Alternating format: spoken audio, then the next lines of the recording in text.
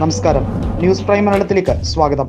ഈ രാജ്യത്ത് education minister, വിദ്യാഭ്യാസ മന്ത്രി എന്നത് കൃത്യമായി സംഘപരിവാർ അജണ്ടകൾ നടപ്പിലാക്കാൻ, അത് എല്ലാ സ്കൂളുകളിലും അടിച്ചേൽപ്പിക്കാൻ, ഒരു ഇമ്പോസിഷൻ പോലെ പ്രാവർത്തികമാക്കാൻ വേണ്ടി ശ്രമിക്കുന്ന ഒരു വ്യക്തിയായി മാറിക്കഴിഞ്ഞിരിക്കുന്നു. പറഞ്ഞു വരുന്നത്, നിലവിലെ മാനവ വിഭവശേഷി മന്ത്രിയായിട്ടുള്ള ധർമ്മേന്ദ്ര പ്രധാനെ കുറിച്ചാണ്. ധർമ്മേന്ദ്ര പ്രധാൻ രാജ്യഭീഷണി നേരിടുകയാണ്. പക്ഷേ നാണവും ഉളുപ്പും ഒക്കെ ഇല്ലാത്തവർക്ക്, അവർക്ക് ഏതൊക്കെ രീതിയിലും അള്ളിപ്പിടിച്ച് ആ സീറ്റിൽ കയറി ഇരുന്ന് മാത്രം ശീലമുള്ളവർക്ക് ഇതൊന്നും ഒരു വിഷയമായിരിക്കില്ല. പല സംസ്ഥാനങ്ങൾ കൃത്യമായി പറയുന്നു, BJP ഭരിക്കുന്ന സംസ്ഥാനങ്ങൾ വരെ പറയുന്നു, നിങ്ങൾ വലിയൊരു ദുരന്തമാണ് എന്ന രീതിയിൽ. അതായത് ധർമ്മേന്ദ്ര പ്രധാൻ തീർത്തും അപഹാസ്യനായി മാറിക്കഴിഞ്ഞിരിക്കുകയാണ് നീറ്റ് ചോദ്യപേപ്പർ ചോർച്ചയുമായി ബന്ധപ്പെട്ട കാര്യത്തിൽ. സാധാരണക്കാരായ,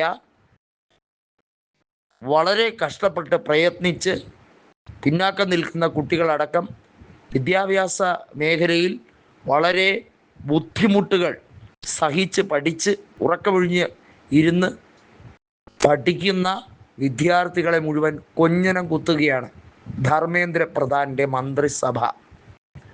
ധർമ്മേന്ദ്ര പ്രധാനും ധർമ്മേന്ദ്ര പ്രധാൻ്റെ കൂട്ടാളികളും ഒക്കെ മനസ്സിലാക്കേണ്ടത്, ഇന്ത്യയിൽ ജീവിക്കുന്നവർ വിഡ്ഢികളും കഴുതകളുമല്ല, പൊട്ടന്മാരല്ല. നിങ്ങളെല്ലാം പറയുന്ന വെള്ളം തൊടാതെ വിഴുങ്ങാൻ.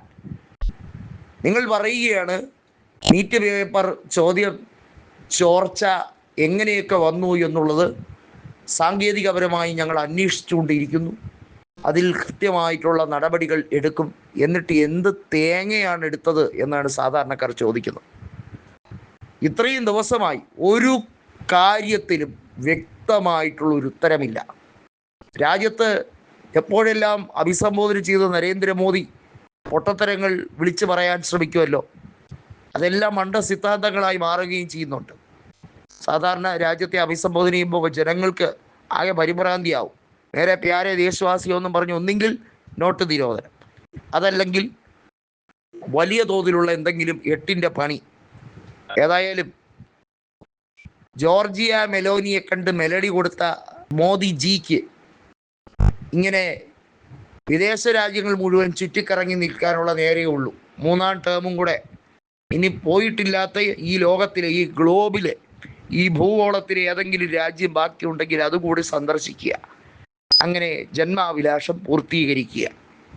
ഇന്ത്യയിലെ കോടാനുകോടി പട്ടിണി പാവങ്ങൾ എന്തൊക്കെ രീതിയിൽ ഉപദ്രവം ഏറ്റാലോ ബുദ്ധിമുട്ട് വന്നാലോ അദ്ദേഹത്തിന് എന്താ?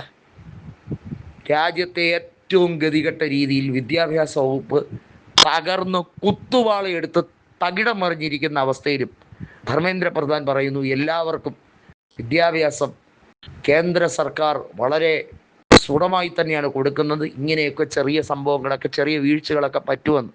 അതൊക്കെ അങ്ങ് ക്ഷമിച്ചു കളയാൻ നാണമുണ്ടോ?